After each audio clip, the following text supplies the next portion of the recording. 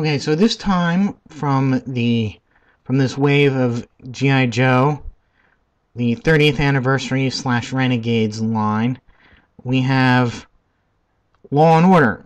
Another figure that I did not have as a kid, but really did want. And it's another figure that was meant... The figure is meant to be part of the Renegades line, but I think that it was converted from just a standard 30th anniversary figure. Just because of the look of the actual figure in regards to some of the designs of the previous Renegades figures, which have a more animated sculpt. But first, we're going to take a quick look at the back of the package here and see the file card here with his real name, Christopher M. Levine, and he's born in Houston, Texas. And they have him listed here, grade officer, because in the Renegades show, he's actually a corrections officer and works for not the military, but a state corrections facility. I forget where it was exactly. But he's their canine officer. And actually meets Duke when he's arrested and put through these illegal prison fights that the warden has arranged. And teams up with him to bring the warden down. And so, taking a look at the figure, of course, you notice the first thing is that he comes with his canine compatriot, partner, whatever you want to call him, and that is Order. So, that is actually Law, is his code name, and Order is the dog's name. Nice little sculpt. He's got this sort of service dog vest, police vest. Probably got Kevlar in there to protect him from gunshots.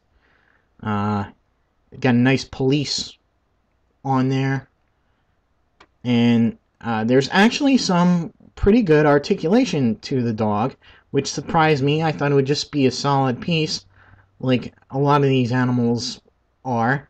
But he does go up and down a little bit with the neck there, and side to side as well, and left and right too.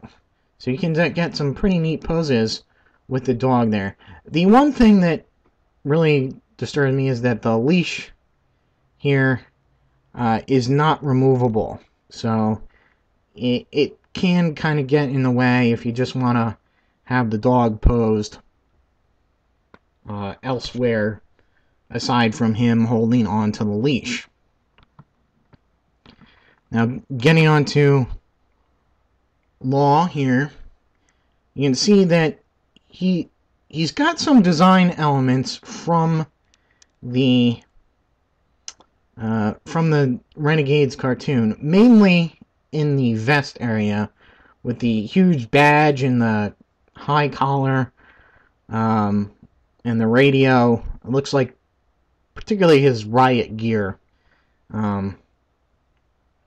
But some of the other things point to his being a 30th anniversary figure. Mainly because if you look at the sculpt here, it's not a very animated sculpt like some of the previous figures are. You know, especially in his face. It's hard to tell with the other parts of his body, but the face in particular really has a realistic feel to it and not an animated feel. Other clues that he was just meant to be a 30th anniversary are, of course, his MP, which would stand for military police, on the helmet here and on the badge here. Now, a corrections officer really wouldn't have that on there. Another thing is that he's well armed. I mean, he's got his what they're calling an electroshock weapon, which I'm thinking is kind of like a multiple-use taser weapon that, you know, he can tase maybe a couple of targets with this weapon.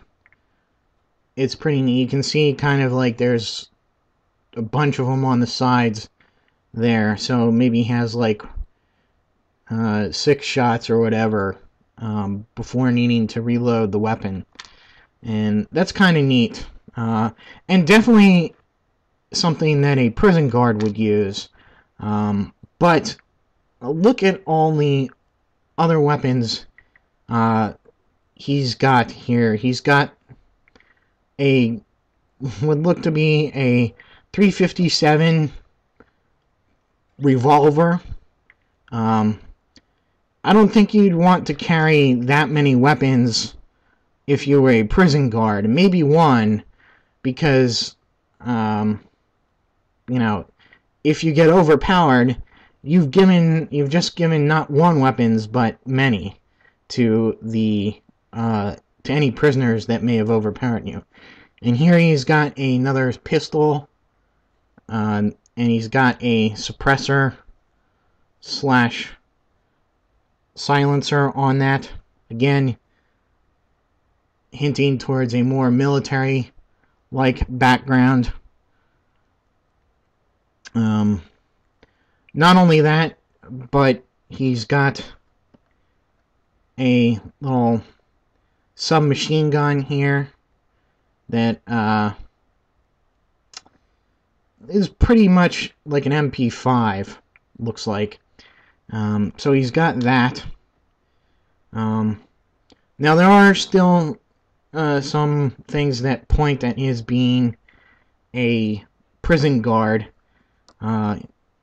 He does have handcuffs here, which I've attached to the little hole in the back there. I'm not sure if they're meant to go there, but they do fit there. And they do fit around any figure's wrists. So that's something that probably both an MP and a prison guard would use. He's also got a Tonfa nightstick baton that, again, probably both people would use in their jobs as equipment. And he's got a riot shield. Something that would probably mostly be seen on a prison guard, but not too out of place on, you know, in particular occasions for a MP. So with all his gear here is sort of a, you can sort of have it either way, him being part of the Renegades line or the more realistic 30th anniversary line. His head is on a ball joint, goes up and down, left and right, even side to side a bit. His arms go all the way around, out, rotate and bend at the elbows, rotate at the wrists, and bend forward and back on the right hand, and on the left hand he comes in and out. He's got upper torso articulation for left and right and forward and back, but it is pretty much negated by his vest, which I do not want to take off because they're probably hell to get back on there.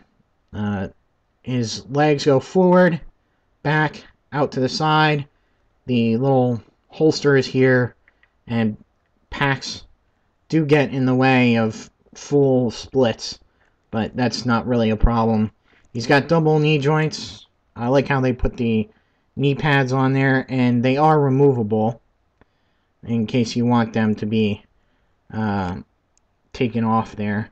And that's pretty much it. I mean, his feet do rotate a little bit, but because of the sculpt of the pants, they don't really do much more than that. And you can push them a little bit forward and back, but not much. And so that's it. One more, a little thing from his old file card, in case you're curious. He was in the Army. He had a rank of E4, which would be, is that a sergeant? Or, no, it's a specialist, I think. Yeah, it's a specialist. And his specialty, of course, was military police, and the secondary, being canine in particular, and the secondary specialty was intelligence. And it was interesting to note that, yes, he was actually on the Houston Police Department before enlisting in the military and becoming part of the G.I. Joe team. And so that's it. And stay tuned for more reviews on this wave of G.I. Joes. And until my next video, I'll see you.